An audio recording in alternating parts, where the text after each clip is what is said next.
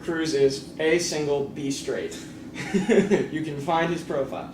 Now, but I mean, how do you feel about this coming into this relationship? I mean, being a heterosexual male, dealing with a play that is mainly, primarily about homosexual material. Completely about homosexual material. Completely about homosexual material. Although you have that one funny bit comparing gay men and straight women that I absolutely love. That's like 2 seconds. I know, but I absolutely love it. That's something I definitely get into with it. But, I mean, what's the relationship like, and being able to relate to the material, and are you like learning a whole new vocabulary? I mean, are you learning things you never?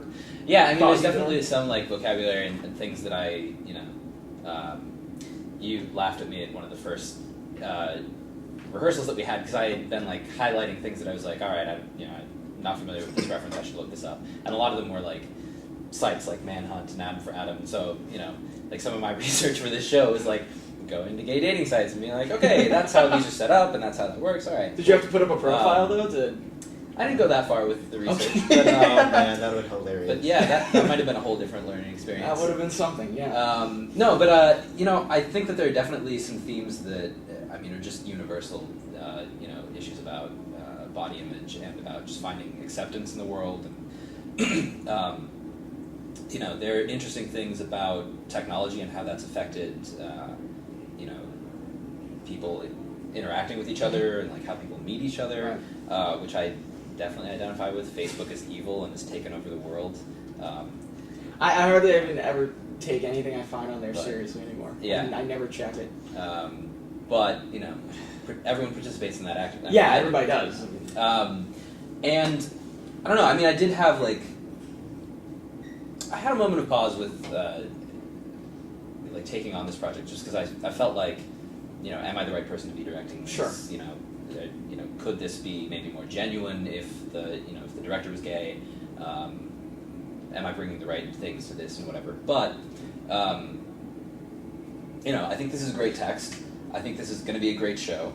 I really want people to come see it.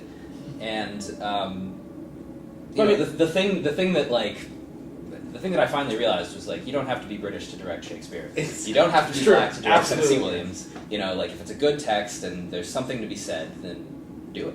Yeah, I mean, I just want to say, I had a little bit of that concern in the beginning too, and I did laugh at you when you asked a few questions, I admit.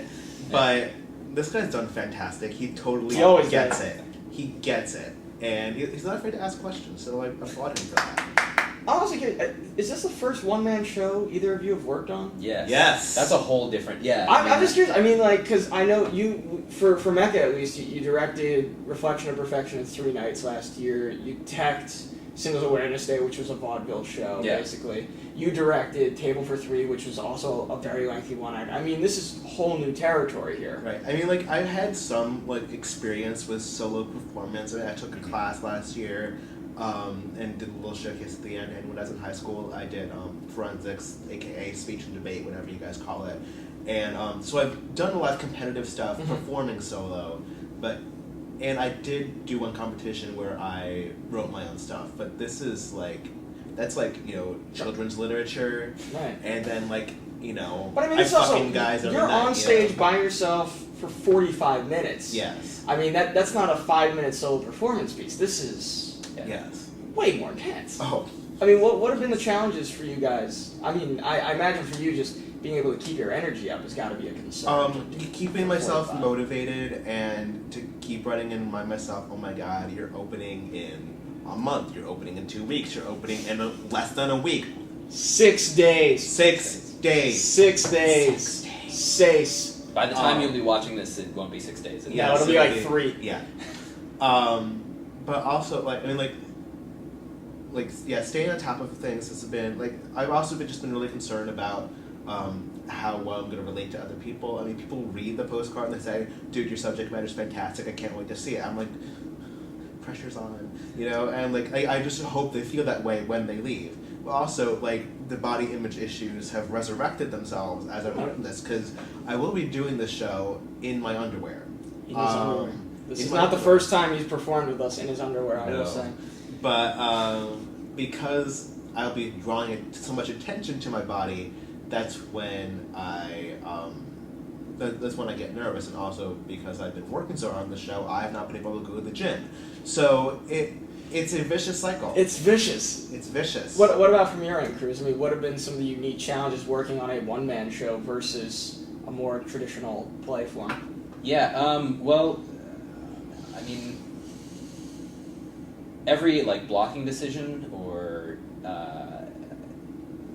things like that, like, I can't help but worry about because... There's nothing else yeah, to because look there's at. no- Yeah. this is all in one That's place. it. Every So, move you make, they're going to yeah. be noticing. That's You the worry thing. about, like, being too repetitive. Right. You worry about, like, you want to trust a theater audience to not be, like, a television audience that needs, like, an explosion and something flashing in their face every, 10 seconds. But with the one-man show, that you kind of almost want to do that. Right. To have something that's grabbing people's attention, like, every 10 seconds. So it's, I don't know, it's an interesting balance. Yeah, like, it's really funny just because it's like, what if I'm boring? Like, we can both take blame if that's the case. So it's what. And I take blame as well because I'm technically the guy who's supposed to be Right. sure above all else that the fans get their money's worth. Otherwise, we lose money.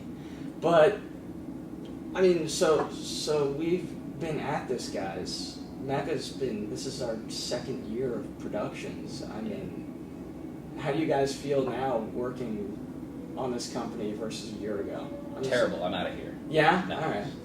I quit. No, yeah, I mean, like, it does better all the time. I mean, like, every project is really, really different. I mean... That's what I've been really happy about from a company. I mean, we started with a one-act festival, then we just did a lengthy short play, as it were, a one-act, really. We did a vaudeville show, we're doing this one-man show.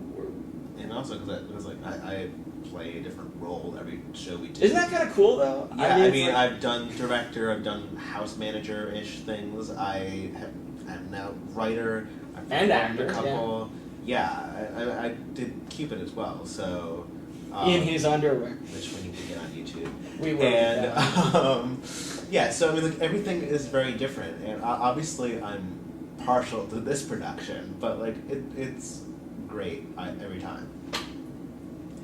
And I just want to, real quick before we sign off, I just want to thank the Lesbian, Gay, Bisexual, Transgender Community Center for doing such a great job getting the word out there to the people. They've been very lovely. It is the absolute perfect space. It's going to be an amazing atmosphere and environment. Come out to the show. It's called VGL 5'4" Top, May 1st through 3rd, 8 p.m. showtime. You can find out how to buy your tickets online and all the where and the what at www.gaycenter.org or www.themekkacollective.com. Thank you for saving me there, sir. And yeah, come out, it's going to be fun. And we have a free reception before every show starting at 7 p.m. Mekka Collective is not going to be through by a long shot. We got 2 amazing productions coming up in the fall. We're going to let you on. We're going to be throwing parties starting May 9th. We have a huge fundraising party. We're going to be... In May. Possibly Definitely May. in May. In May, it's going to After be the show. amazing. We want to see you there. You're what makes it all go round and round, and why we keep coming back to torture ourselves. So, any last words, guys? I'm set. Yeah. Thank you. Come to the show. All right, we'll see you there. Thanks.